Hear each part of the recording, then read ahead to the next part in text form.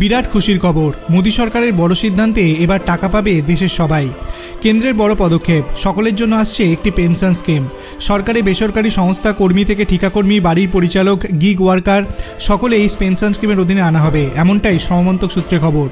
বর্তমানে অসংগঠিত ক্ষেত্রে কর্মী যেমন ঠিকা শ্রমিক, নির্মাণ কর্মী, পরিচালকের মতো বিভিন্ন পেশার সঙ্গে যুক্ত ব্যক্তিরা সরকারি সেভিংস স্কিমের সুযোগ পান না।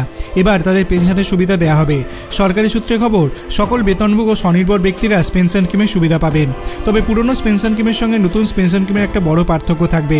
পুরনো স্কিমে যেখানে ইপিএফওতে কর্মী ও সমস্ত উভয়ই টাকা দিত, সেখানে নতুন স্কিমে সরকার নিজে থেকে কোনো অর্থ বিনিয়োগ করবে না। সূত্রের খবর, নতুন পেনশন স্কিম চালু হলেও পুরনো পেনশন স্কিম বা ন্যাশনাল পেনশন স্কিম বন্ধ হয়ে যাবে না। প্রসঙ্গত, অসংগঠিত ক্ষেত্রের কর্মীরা সরকারি পেনশন স্কিমের সুবিধা না পেলেও সরকারের তরফে অটল পেনশন যোজনার মতো একাধিক স্কিম রয়েছে, যেখানে মাসিক 1000 টাকা থেকে 1500 টাকা পেনশন পাওয়া যায়। প্রধানমন্ত্রী শ্রমযোগী মনধন যোজনাতেও শ্রমিকদের পেনশনের সুবিধা দেওয়া হয়। আপনার কি মনে হয়, সত্যিই কি সাধারণ মানুষ এসে লাভবান হবে?